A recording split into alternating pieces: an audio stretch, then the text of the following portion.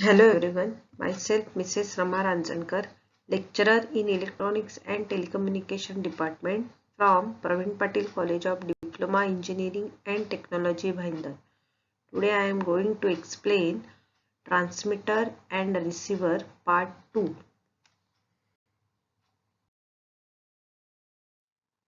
Learning outcomes of this topic is AGC characteristics, simple AGC circuit, comparison between the AGC simple AGC and delayed AGC circuit, concept of pre-emphasis and de-emphasis technique. Let's see the AGC characteristics. Now in this AGC characteristics, receiver output voltage is displayed on y-axis while the input signal strength is displayed on x-axis. Now this character shows the four parameters for no AGC circuit, for delayed AGC circuit, ideal AGC circuit and simple AGC circuit. So let's discuss different characteristics of AGC. Now signal strength changes from station to station, therefore gain also varied automatically as change in signal strength. Hence, it is called as automatic gain control. So AGC circuit try to maintain receiver output at constant level irrespective of channel. So there are two types of AGCs are available. One is a simple AGC circuit and delayed AGC circuit. So as shown earlier, on x-axis input signal strength is defined and on y-axis receiver output voltage is defined. Now for no AGC circuit, receiver circuit does not have AGC mechanism. So in this, at low level signal strength, the receiver output is low, and as the signal strength increases, output also increases. For simple AGC, AGC tries to maintain the constant gain by controlling AF and RF gain of receiving circuit. Gain of amplifiers are controlled in proportion of incoming signal strength. For ideal AGC, here one level is set manually and beyond which receiver output maintains constant even though signal strength increases.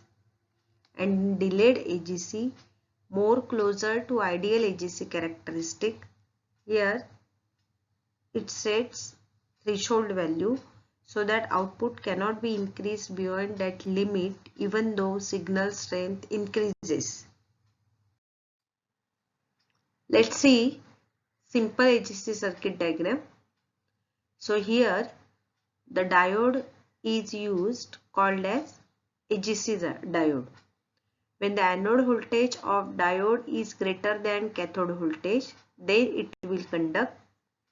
In delayed circuit, after threshold level, receiver output level maintain constant. For signal strength circuit do not work.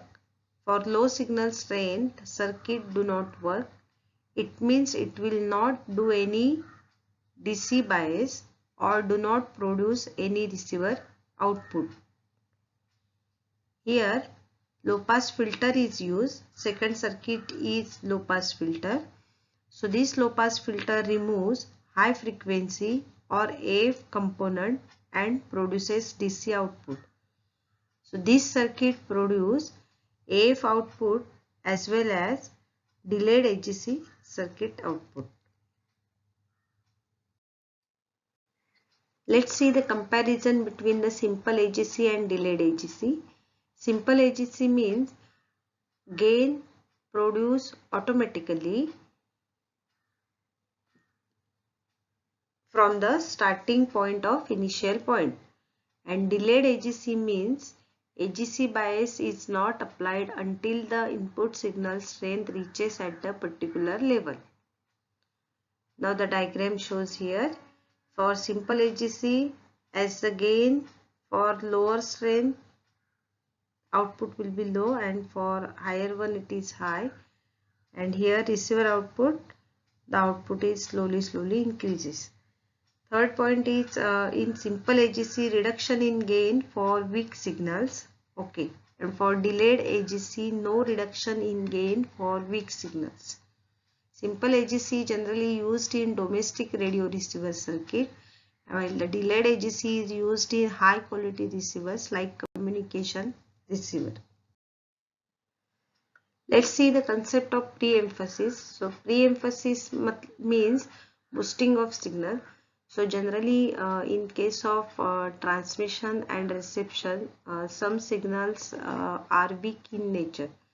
So signal strength of that signals varies from station to station. So weak signal cannot pass properly. So it is necessary to increase the intensity of weak level, and for that purpose pre-emphasis technique is used. So in pre-emphasis, high pass filter is used as shown in figure. So here the capacitor, to this capacitor AF input is connected, and at the output side, that is across the resistor, we will get the output. So as the input is applied to the capacitor, so if it is a high frequency, then it passes through capacitors, and output will be displayed across resistor R. For low level frequency it cannot work. So pre-emphasis is generally operates at high pass filter. Now this circuit basically it is used at the transmitter side and performed before modulation. Another concept is de-emphasis. So as we increase the strength of signal, of weak signal and passes over the transmission. So this process performs at the transmitter side. So similarly at the receiver side we need to come back to the signal to its original level, and for that purpose de-emphasis technique is used. So de-emphasis is a low pass filter as shown here. So first resistor is there and a capacitor is there. So it is used at the receiver side and performed after modulation. It is applicable for pre-emphasis, and de-emphasis technique is applicable for frequency modulation only, because the frequency modulation operates for higher frequency only, hence it produces more noise. It cannot be applicable for amplitude modulation because it operates for lower frequencies only, and also the power should be high for lower frequency. So pre-emphasis and de-emphasis technique is used for the frequency modulation only. Thank you.